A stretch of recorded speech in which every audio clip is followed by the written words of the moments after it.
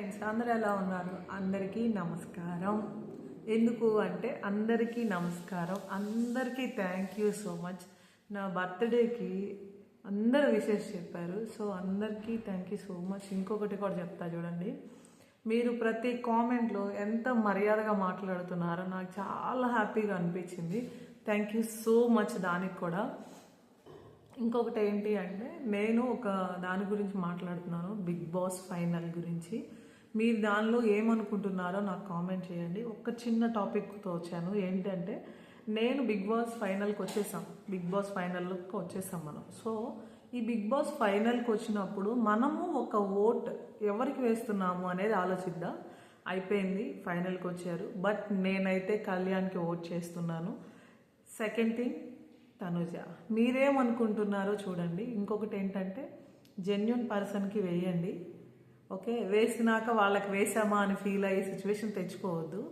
మనము ఎవరికి ఓటు వేసామో వాళ్ళు రేపు గెలిచినా మనకు ఆనందంగా అనిపించాలి హార్ట్కి. ఇప్పుడు మనం వేసినాక రేపు అతనికి ఎందుకు వేసి తనని ఎందుకు గెలిపించామా అనే ఫీలింగ్తో ఉండద్దు. ఈ ఇద్దరు జెన్యున్గా అనిపించారు, వాళ్ళ ముగ్గురు కాదని నేను అన్ను, నా హార్ట్కి నాకు నచ్చారు, మీకు నచ్చుతారు. సో నేను అనేది ఏంటి అంటే మీరు వేసే ఓటు చాలా విలువైంది. సో ఒక లేని వ్యక్తిని ఆ రేంజ్లో చూపించింది, ఓకే? మీరు అది ఆలోచించుకొని ప్లీజ్ ఓట్ చేసేటప్పుడు 1-2 సార్లు ఆలోచించి ఓట్ చేయండి. బట్ నేనైతే కళ్యాణ్ తనుజాకే ఓట్ చేయాలని ఫిక్స్ అయ్యాను. ఇది నా ఒపీనియన్. మీ ఒపీనియన్ ఎలా ఉందో నాకు కామెంట్ చేయండి. ఇంకొకటి ఏంటి అంటే ఎవరు వచ్చినా మనం ఫీల్ అవ్వద్దు. నా హార్ట్కి ఇది నచ్చింది, మీ హార్ట్కి అది నచ్చింది, ఎందుకు ఫీల్ అవ్వద్దు అంటే నా ఒక్కదాని నిర్ణయంతో ఎవరు పైకి రారు.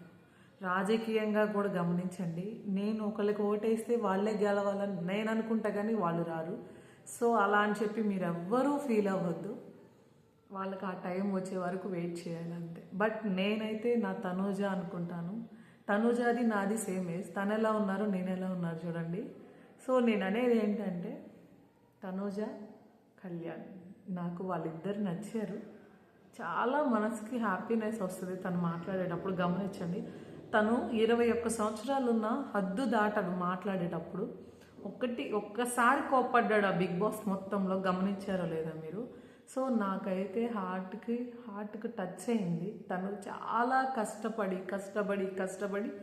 చదివి హాస్టల్స్లో ఉండి అన్నీ ఫేస్ చేసి ఇవాళ ఆర్మీలో వర్క్ చేసేటప్పుడు కూడా తను ఒక బయటకు వచ్చి నాకు ఇది ఇష్టము అని ఇందులో కూడా సక్సెస్గా వచ్చాడు ఫైనల్కి. అంటే మీరు ఆలోచించండి, తనంత కష్టపడి తనంత కృషి చేసి ఉంటాడు, అవునా? అలాంటి వాళ్ళని మనం ఒక్క చేయి అందించామంటే సీరియస్లీ చాలా హ్యాపీగా ఫీల్ అవుతారు. సో మీరు 1-2 సార్లు ప్లీజ్ చూసి ఓటేయండి, ఓకే? తను గెలవాలని నేను మనస్ఫూర్తిగా కోరుకుంటున్నాను. మీరెవరిని అనుకుంటున్నారో చూసి ఓకే చేయండి. Thank you.